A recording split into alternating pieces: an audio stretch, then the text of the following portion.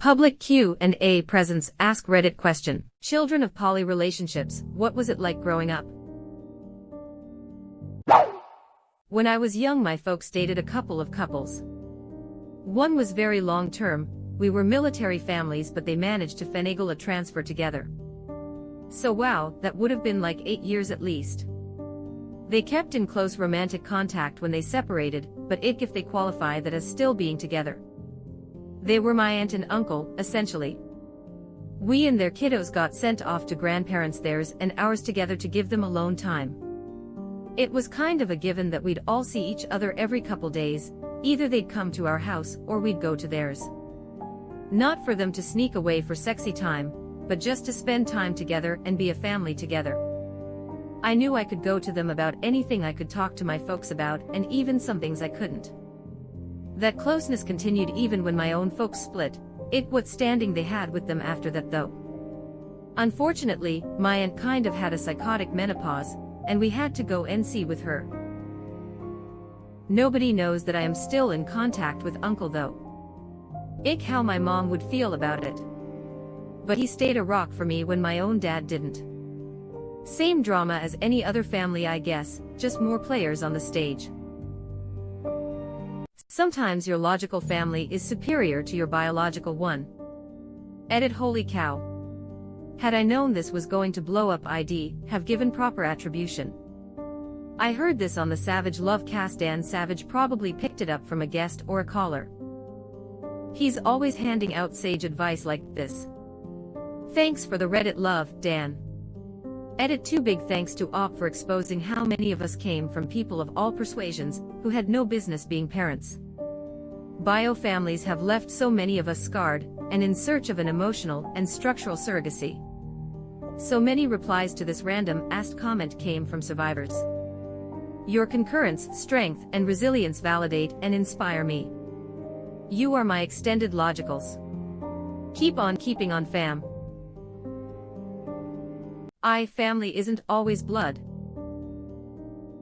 I'd actually argue that blood is the least pure form of love. It's forged out of necessity, but the family you chose along the way, whether that be your closest friends, or just anyone you're close with, that's love. That actually makes a crazy kind of sense. Blood-based familial bonds are almost instinctual, especially when formed at a very young age, but bonds formed later on in life, like with close friends and significant others, have a lot more conscious thought and intention behind them. Though with that said, I feel like different people may be suited to different kinds of bonds. Some are easily contented with the instinctual ties of blood family, but others crave the more intentional ties born from forging their own kind of family, actively choosing who they want to be with. Your mom and your uncle need to get together. That's a weird sentence.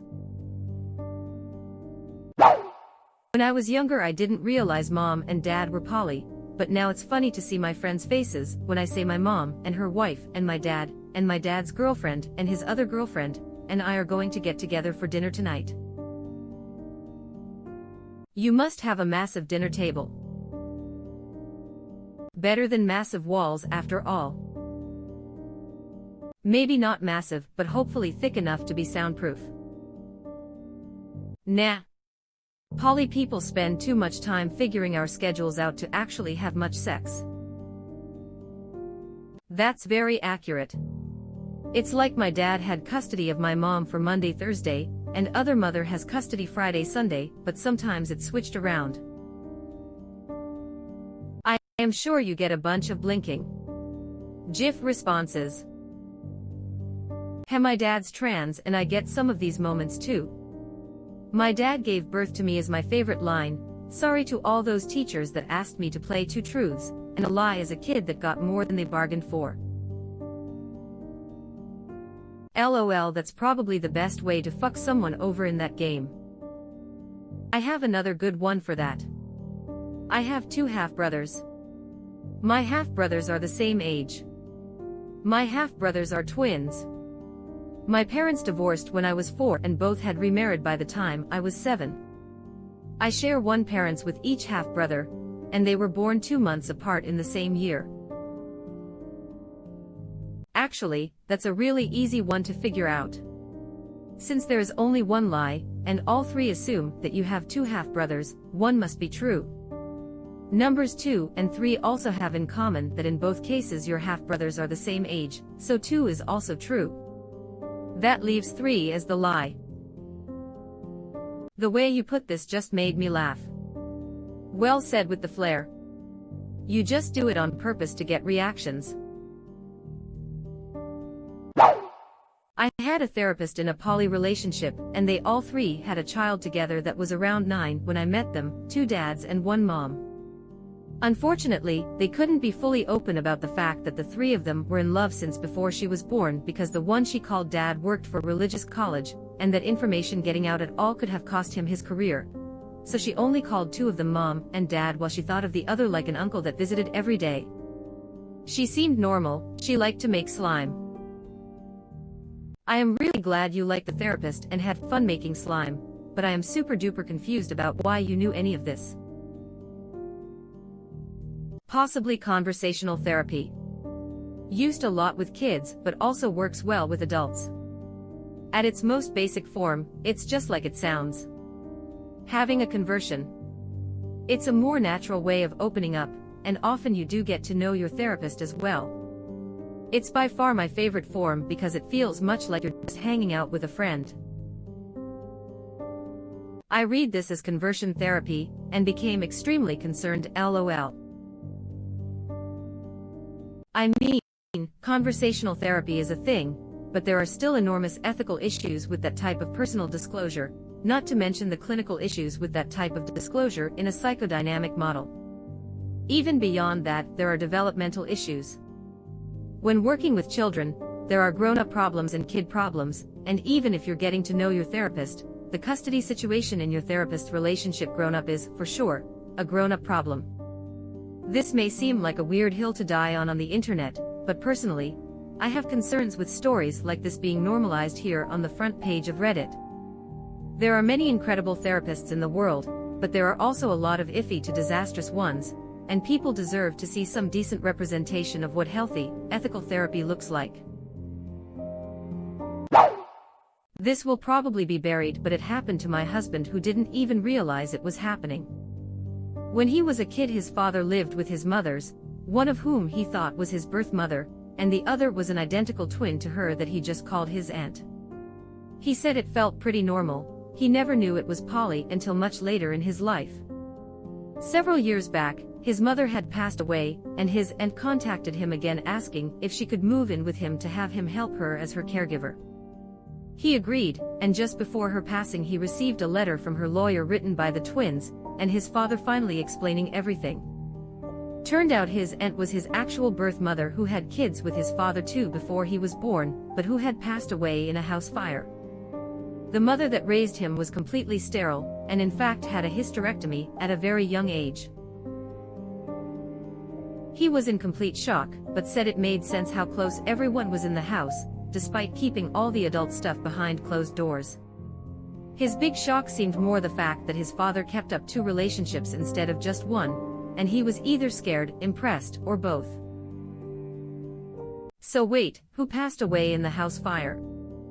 The other kids or your husband's father?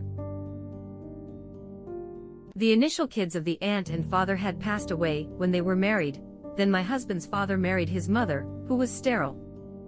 Trust me when I say it was confusing to type up, and drawn diagrams were almost needed to describe it. But were the women actually twins? Yes, identical twins, believe it or not.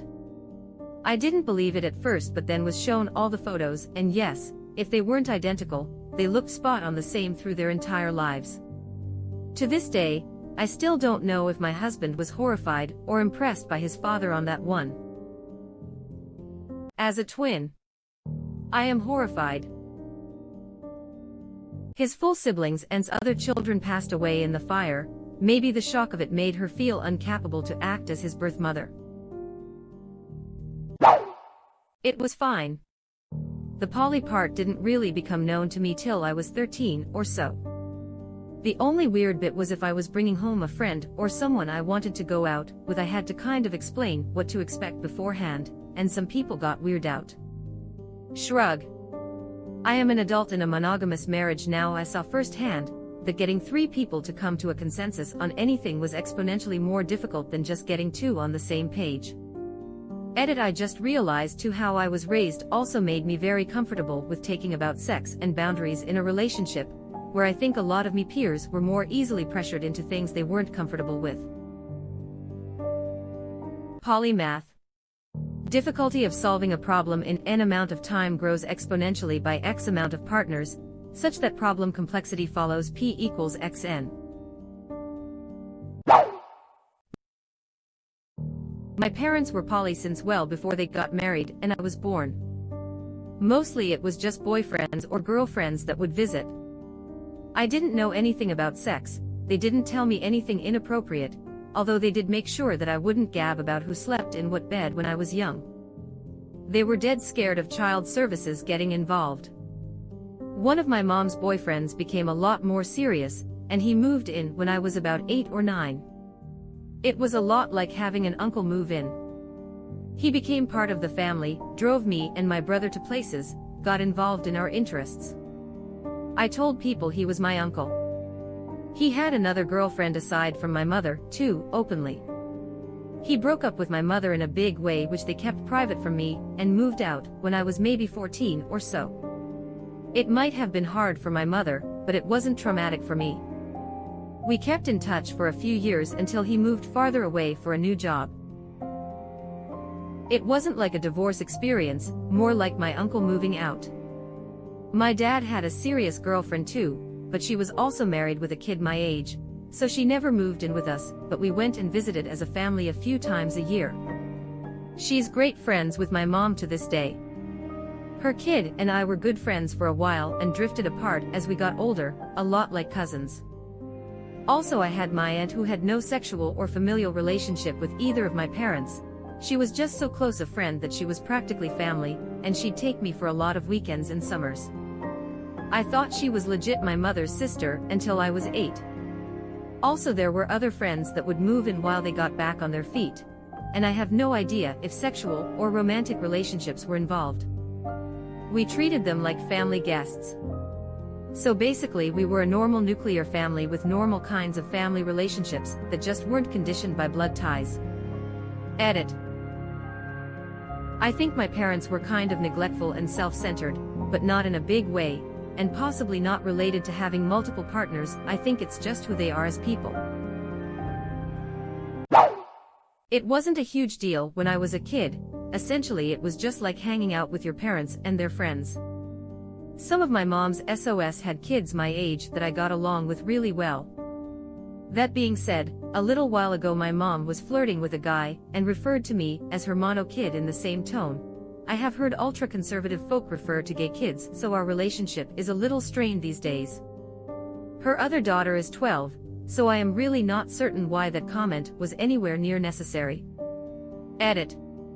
I forgot to mention, while they have never had any authority over me, she refers to her SOS as my ramp parents because they're not quite step-parents, which is kind of funny. Edit 2 to explain some things. Mono is short for monogamous. I am not poly. The mono kid comment was mostly hurtful because the way she said it implied it was some sort of scandal or like it was a bad thing. Obviously this is one thing that's bad.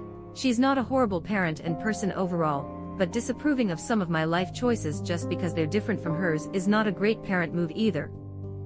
No, I was not born into a monogamous relationship, so the comment really came out of left field. Ramp parents is a play on words because they're not married, so they are not my step-parent, so ramp is instead of step as in stairs. Ramparent had never even crossed my mind, but I can never unthink of it, so thanks for that. Also, thank you kind stranger for the hugs. Sorry if the original comment was confusing, English is hard. P. What did she mean by mono kid? As opposed to poly. Her ramp versus step comment is funny. Probably that, yeah. I wonder if I've considered that insulting. I honestly can't place myself in their mindset or experience, so I don't really know how my reaction would be. I think they did find it insulting. Mostly because it's an unnecessary descriptor. Like saying my gay kid. This is my adopted daughter Margot Tenenbaum. Empathy and social intuition on Reddit. I think it's insulting because Op's mom meant it as insulting, regardless of what Op thinks of poly or mono. I see that, plus the my gay kid comparison. Monogamous as opposed to polyamorous, I assume. Mono as in monogamous in regards to relationship preference. What about your slight incline parents? Or the ramp parents thing is very funny. I really want to hear more about your life, this is interesting stuff. I took a class with a Dr. Awasam at University of Houston downtown for a while. He would talk about his childhood growing up in Cameroon in a family with one father, and about a dozen mothers. At mealtime, the kids would run a route from one mother to the next, all grabbing a bite from each. He says he was IIRC 12 when he learned which mother gave birth to him. When he came to Houston to study, he applied at Rice University. When filling out the application, he asked for an extra page to provide the names of all his mothers. In his culture, he was considered to be the reincarnation of his grandfather. At a special ceremony every year, he would offer his grandfather's advice and answer questions on his grandfather's behalf. It was also in his authority to prescribe punishment for his father on this occasion. When Awasam came to the States, he would attend the annual ceremonies by phone. Apparently, Dr. Awasam passed away last year. There's a brief tribute to him here. Web address. Hard for me to believe there isn't more about him online. Would love to have had his memoirs. Not germane to life as a kid in a polygamous family, but a few other tidbits from Dr. Awasam. I was taking his course on something like cultural diversity, and his take on the topic was that we shouldn't expect immigrants to assimilate into American culture, but he did think immigrants should adapt and not just segregate. He offered 2 examples of his adaptation to America. He found a fellow Rice student one day admiring one of the many squirrels that roam the campus, and can often be hand-fed. He tried to explain to her that squirrels weren't some sort of lawn ornament, but were properly considered only as food, as would be the custom in Cameroon. To illustrate, he grabbed the squirrel, wrung its neck, and put it in his backpack to prepare for a meal later. Then he went off to his next class. Well, campus police picked him up from class to discuss the incident. They made it clear he'd be expelled if he continued to hunt the campus wildlife. From then on, he says, he ate no more squirrels. Instead, he settled for cheeseburgers. Still, he would never have lettuce on his cheeseburgers because that was the sort of fodder his people reserved for cattle. To him, it was like eating grass. So, cheeseburgers yes, but lettuce no. He wore a hairstyle that was a bit bushy and always rough cut, as if he'd trimmed it himself with pinking shears. He explained this was the sort of style men in his culture would wear to show they were too busy doing manly things to take time for a perfectly manicured, carefully shaped hairstyle. He explained this was the sort of style men in his culture would wear to show they were too busy doing manly things to take time for a perfectly manicured, carefully shaped hairstyle. Stealing this to explain to people why my hair's always messy, I am busy doing manly things like commenting on Reddit and introverting. I am usually too busy sucking masculine penises to do something girly like comb my hair. This is the best story I heard all damn day. I want more of these LOL. The comments on his obituary are pretty good. I meet Dr. Lawrence C. Awasam in GBHS Mbangui back in 1980, where he taught me European history. He first introduced and described himself as a lanky fellow with a hungry look, suffering from an aqueous atmosphere. Dr. Awasam was a true gentleman. I did not expect that squirrel story to go where it did. To be fair, wringing squirrels' necks is probably much more humane and better for the environment than eating burgers. Squirrel is delicious too. I ate a lot of it growing up. It's very good. My OPA taught me how to hunt, skin, and cook squirrel. There is also a handy prepping guide in The Joy of Cooking, along with opossum, bear, raccoon, muskrat, woodchuck, beaver, and peccary in case anyone wants to try it. Oh yes. Those damn squirrels have been eating my garden produce all year. Looks like the shoe is on the other foot now. Daddy going to get him some garden fresh meat. So, cheeseburgers yes, but lettuce no. Fair though, fuck lettuce. Okay, but if you don't have lettuce you have to add either onion straws or potato chips. It's the crunch, man. Onions, pickles and peppers and even potato chips are all acceptable ways to get texture into your burger. Imagine being a kid and being able to whoop your dad's ass for forcing you to do your homework. Wassam did say he was careful not to dish out too harsh a punishment for fear it would come back on him one of the other 364 days of the year. Should have gone for the death penalty, no chance of direct retribution. Dude has 12 mothers to answer to. I guarantee the retribution would be pretty damn direct. Imagine the amount of sandals flying at him. Yeah, but imagine when your kid is going to hoop your ass even harder, because he would be the reincarnation of your dad. Wow, that is really interesting. Was his father wealthy since he had so many wives? I don't know. I imagine his father was a strict disciplinarian. Awasam said one day he was taking a beating with a stick from the school teacher for some misbehavior when his father came across them. His father asked the teacher to borrow the stick when done so he could administer some punishment too. So what you're saying is, his father was going to beat him, but then he could beat his father as his grandfather reincarnate after receiving the beating. But presumably his father is the reincarnation of his great-grandfather and therefore is qualified to beat the grandfather.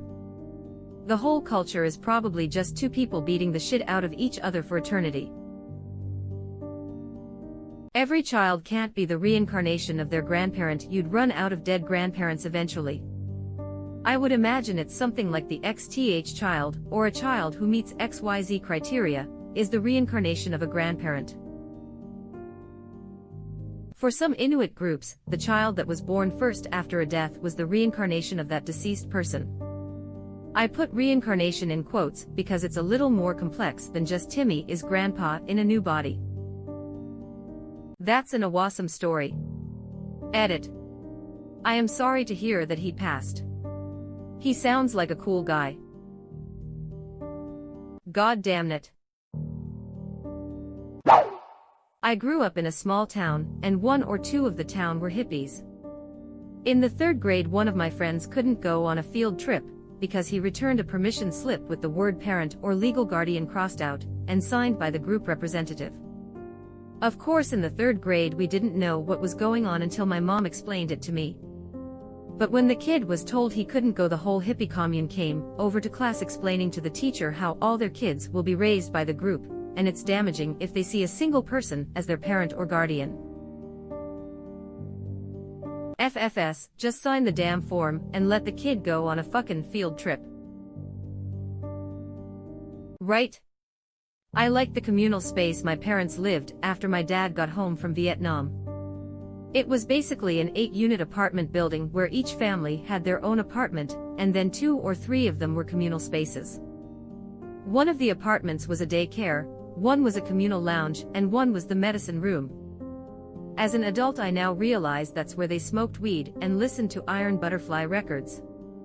Other than everyone having a more or less open door and tons of plants everywhere, especially ferns, it was the 70s after all. It was pretty normal. I think most of the other men were also vets like my dad. Until I read the vets at the end, I was imagining a commune of Vietnamese people sitting around smoking weed and listening to Iron Butterfly. In my sleep-deprived state, I read it as the other men were also into vests like my dad, and was like, oh okay, weird detail to include, but it seems to fit the vibe. The first comment made me laugh, but this one made me laugh harder. Thanks, always need a good laugh in life. I would say, if a community is living together because of their shared love of vests, then that's info you must share. They share a vested interest. Too poor to give gold, so have some bacon. Bacon is worth more than gold. The Council of Vestology shall decide your fate. All hail the vests. I was thinking about animal doctors. Brew, I was born in '89 and love iron butterfly. Should I start a Vietnamese compound? Depends, do you like vests? I think most of the other men were also vets like my dad. After what they went through, they probably deserved their dedicated weed room. Good for them. The Vietnam War sounds like it sucked. What war doesn't suck? They all suck, but at least there were some wars where people probably actually somewhat believed in the cause they were risking their life for. World War II comes to mind. Yeah, there were also a lot of this in my town. Another classmate of mine lived in one, as well as two of our school's teachers. It was cool. Everyone would cook together, sing songs in the backyard. One time we had a movie night. As an adult, I now realize that's where they smoked weed and listened to Iron Butterfly records. That doesn't sound too bad. Haha. That just sounds like a homeowners association for children. Child Owners Association really does not sound good. Hey, it's a post for me. Honestly, I think it's way more boring than most people would think. Most of the time, my mom wouldn't introduce a partner to me unless it was a long-term relationship, so most of the time I got the single mom experience. I think the most exciting thing was going out for dinner to meet someone new, and occasionally my mom would date someone who had a kid my age, and we would awkwardly play together while our parents were on a date, as in, we were playing in my room upstairs and a movie date or something was going on in the living room downstairs. Really, for the most part it was so completely average, other than knowing my mom had 2 girlfriends, and eventually I also got a stepdad. The worst part was around 6th to 8th grade when kids found out and started bullying me for it, asking all kinds of disgusting sexual questions about my parents. No one wants to think about their parents having sex.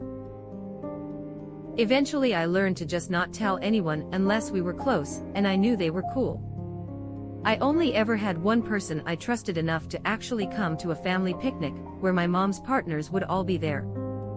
My mom's partners aren't my parents, but they are part of my life and my family. They're wonderful and supportive, and have helped me through some horrible dark spots in my life. I am grateful to have such a wonderful, loving family. So yeah, not very exciting, I know. But it's my life. I am curious about whether you think your experience with poly parents has made you more likely to seek out a non-traditional family structure. I think so. I definitely seek out a more family-style friend group, and like to be extra open and communicative with people I am close with. I am honestly not a romance person though, so I can't speak much on past relationships. But honestly, I am still friends with both my exes, and we still consider each other close friends, who just didn't work as well in a romantic relationship. I am not really interested in having biological kids, but I would definitely be open to helping a friend raise a child, whatever that may look like in the future. I'm only 18 though, so that's a pretty far future. It definitely sounds like you learned some very valuable communication skills from it. Thank you for sharing your experience. This has been my experience as someone in the lifestyle, is that honesty always comes first. Ghosting someone you do not like is not only unacceptable, but really bad for you when you're at group events, and you constantly run into others you dated. You can't avoid them, so you have to be honest. Thank you for sharing. That's actually sweet. For those who may say that this kind of relationship are damaging for children, you're a proof that this can end up very well. I am glad you have such a good family. From what it sounds like, the only thing that's damaging about it is how the rest of society views it, and influences other kids to be bullies about it. Exactly like being gay, IME. My parents once told me they wish I weren't, not because they care, but because society cares. Though I get their point, I felt it was a bit unfair to put the blame on me being gay instead of saying I wish people weren't dicks about it, lol. That's how my mom feels about me being trans. She says she's just worries about everything being harder for me.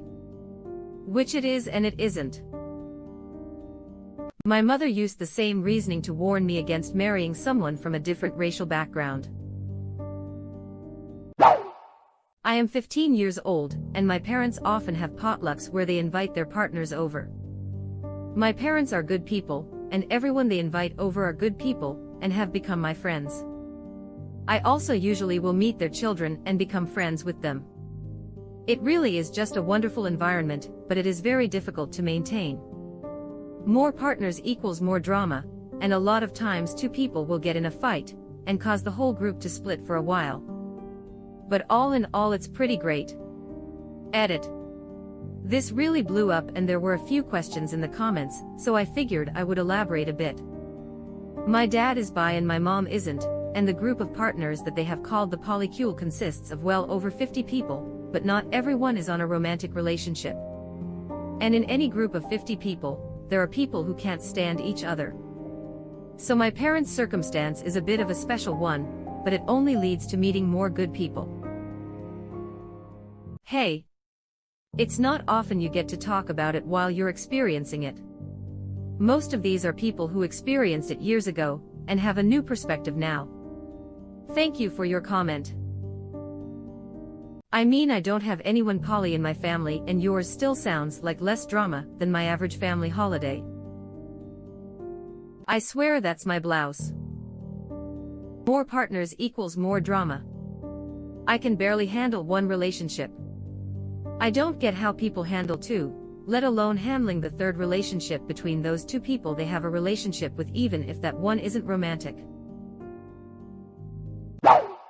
Can't really say it felt weird or odd, as it was just what I was used to, but I think I can honestly say it's made me a more open and loving person. I'm not afraid of being close to people because my parents were always very close with their friends for reasons that are obvious now but less so at the time. I also grew up getting to know my parents' friends quite well because my parents were very close with them and trusted them enough to look after us, although I'll admit this was probably more so they could have the house free of children. It does mean that I am still quite close with a lot of them and consider them friends of mine outside of my parents' friendship with them, and I also have a few more parental figures to choose from, meaning I can pick the best ones from each to try and emulate. All in all, I would say I am a more well-rounded person, as I got to know a lot more people as family growing up, as well as exposing me to many different personalities. Honestly, I think being raised in that sort of environment, so long as the children are safe looking at you, creepy cults would be pretty great. You get to spread the difficulty of child rearing around, so you have happier parents overall, and you know there's always someone the child can go to for support. You've got so many points of view on life from all their parents that I imagine you grow up pretty damn stable. It used to be that an entire tribe would help to raise a child, but as we've developed, we've shifted towards just extended family, and now to just the nuclear family. It's understandable why this could work so well. My mother was involved in a poly relationship for a while when I was a kid. It was very confusing. For a while there were 4 of us kids around, me, the kid of the other woman, and the 2 kids of the man. We were all pretty confused and resentful. Our favorite joke was pick a number and wait in line. My parents were swingers. They went to bondage clubs and things like that. I found out in my late teens, so I didn't really care all that much. I learned of it through my friend who told me his mom told him that my parents asked if they were interested one night, when they were chilling in the hot tub. Started to put the pieces together after that. All the Halloween costumes in that box that I always overlooked. It's weird, but whatever, more power to them. Don't think they do it anymore though, they're getting a little too old for that life. I have some shocking news for you that once you were out of the house they probably got crazier. Right, if you go to any kink club you are likely to find a lot of people and couples who are 50 plus in attendance, in my experience. Brew, almost all the kinksters and swingers in the clubs are older. It seems to pick up in frequency once the kids are out of the house, lol. Don't think they do it anymore though, they're getting a little too old for that life. Oh you sweet summer child. Ever read statistics on the spread of STDs in nursing homes? I have. Old people fuck so very much. I work in one. Can confirm, old folks' sexuality is one of the last things to go. I have a pair of residents who met after the man moved into the nursing home, and the woman gives him hand jobs while they sit on their walkers. It'd be cute if it wasn't a hand job. And don't think they need condoms. My friend described it as like going through the stress of your parents divorcing and meeting your mom's new boyfriend but forever. He cut off his relationship with his parents and refuses to even call the dude, who isn't bio-related, a family member. He hardly talks about it, but that's the explanation I got out of him. Serious tag price tag needed. I am always amazed at how people forget to do this. You ain't going to find your true answers without it. That being said, you might laugh your fucking ass off instead. You're not going to find your true answers on Reddit in general. Dayton, Ohio. As a former resident of Springfield, I'd be resentful if I was still in that area too. I know 7+ families with poly parents and more with open relationships. The kids are kids. Some are great. Some are anxious or manic. It varies by parent and child, not by the poly. The poly parents that aren't great parents are pretty comparable to the normative parents that aren't great. And the poly parents that are great are pretty comparable to the normative parents that are great. The biggest differences I can think of are going to be about communication, affection, and love, but even that's just a tendency, and not a definitive distinction. That's my experience anyways. Just reading the comments on this post, I feel like good parents are good parents and raise well-adjusted kids. Crappy parents breed resentment and anger.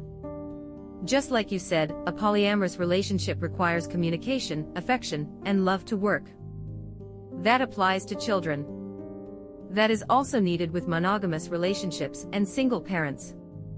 If you have those things, odds are your children will have a great childhood and grow to be healthy, happy adult. A child feeling loved and cared for their whole life is really more important than the number of parents providing it. Had a friend several years ago that grew up with poly parents in Kansas. What he described seemed like a pretty healthy family or upbringing, and I would describe him as a well-adjusted, happy human. I don't think either parent was particularly promiscuous, but throughout the years they would have other partners. He was a proponent of polyamory, and had a pretty good way of explaining it. Basically, no one person can satisfy your everything, so polyamorous have more than one partner that allow them to experience romantic partnership on a fuller level of their being. Polyamory isn't my cup of tea, but it is possible to have healthy relationships with this lifestyle, including that of a family. Honestly, I don't know that it would be for me either. But that is defo one of the most helpful ways to put it for the sake of understanding. It makes me understand the point and appeal. I have a lot of poly friends, and even tried it myself. Found it doesn't work for me, but I can see how for some people it works better than monogamy. Many of my friends are still in all or most of the same relationships they were in when I met them years ago, so they can definitely be just as lasting as monogamous ones, so I totally support it, even though I know for a fact it doesn't work for me. Polygamy is very common on my dad's side. My grandpa has 30+ wives. My dad has about 4 last time I heard. Anyway, it was awful. Hated that part of my childhood, and my mom escaped and left with me when I was a child. Sometimes I see him. It's just super awkward around him, and my half-siblings. Edit. My fault, I thought polygamy and polyamory were interrelated. Also, I grew up in Papua New Guinea. It's very common. Yes, my grandpa actually has 30 plus wives. I do not know my dad's side that well, which is why I can't elaborate that much. Hope that clears things up. My grandpa has 30 plus wives. I barely know 30 people. If this is real, please expand on literally every element you mentioned. Right? 30 wives needs some explaining. Sounds like fundamentalist Mormon. To have even a fraction of the energy your gramps must have. Polynesian. Edit. Hey, thanks to whoever it was. I have got a deep respect for Polynesian culture, and I thought it was about them. When you have one partner but want Samoa. Happy face, this comment is why I am here.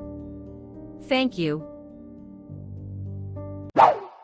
Hey, this is one that I can finally answer.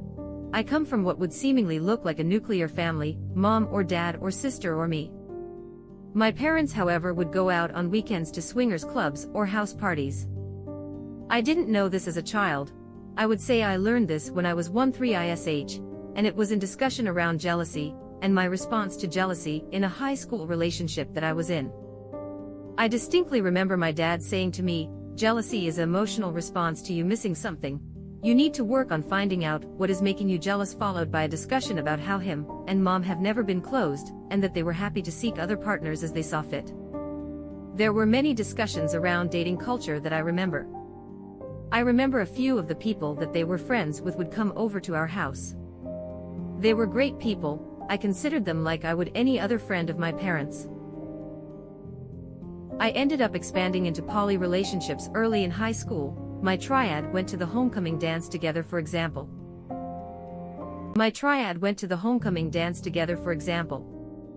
Just imagine 3 Asian gangsters entering the ballroom with flying doves. Is that John Woo's kids?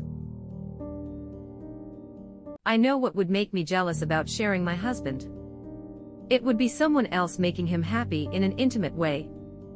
I can't handle that. I am also a super competitive person, and would constantly feel like I was losing. Poly will never be my lifestyle, but I am happy for those who can make it successful. Yeah. I need to be special to my fiancé. As in the only one he's close to in that way. Jealousy is an emotional response to you missing something. You need to work on finding out what is making you jealous. I am stealing this. Thanks for your response. I am just imaging hippie Ron saying this to Ron Swanson while Swanson has a scowl on his face. I know a few young adults who grew up in poly households. From what I recall of them as children or teenagers, there was a fair bit of neglect, because often their parents would put their date nights and partner time ahead of the needs of the children. There was also some resentment among the childless partners of people who dated poly folks with children, since there was often an expectation that the childless partner would provide free childcare because children are a community responsibility when another partner wanted to go on a date with someone else. Unicorns, the hot buy babe sought out by hetero couples exploring polyamory, were particularly vulnerable to this. Thank you for this. I don't have judgments on the community, but it kind of irks me when all you see is everything is great. I am so healthy, happy, and in the scene myself. I remember reading another post and the op was completely neglected, told their discomfort at their parents' friends always being around was their problem, and they were totally natural, neglecting the op, turning parties, for example op's birthday, into inviting their multiple partners over, letting op come home to find unknown strangers in their home that were partners of the parents, etc. The parents then had the audacity to get angry when op refused to be a part of their documentary to tell them how everything is great with their upbringing or lifestyle. Poly can work for some people, but not everyone who engages in it is some free love, respectful, and open-minded person. That's some toxic poly bullshit. Which part? I don't disagree. I also used to be more involved in the local poly community, until I realized I couldn't stand about 90% of them. Ah yes, the are you poly or actually a narcissist community? I felt that in my soul. The people I dated while dabbling in poly, Jesus, and their primary partners were often worse. One guy's wife messaged me after a week to inform me that she had a list of approved birth control methods for me to use. I have never told anyone to fuck off so fast. Gestures vaguely at all of it. More seriously, there was a fair bit of neglect, because often their parents would put their date nights and partner time ahead of the needs of the children.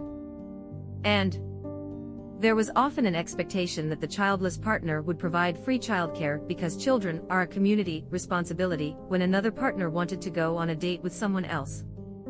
Then basically anything that treats unicorns as an unequal partner treating with a couple that holds power such that they were particularly vulnerable to this. It's all very self-centered and privileged in a dynamic that's ostensibly supposed to promote a more communal approach. Wow! You are still with us. Thanks for being such a nice person. As long as you are here, why not like this video and subscribe to our channel? Also, you can press the bell icon so you won't miss any future uploads.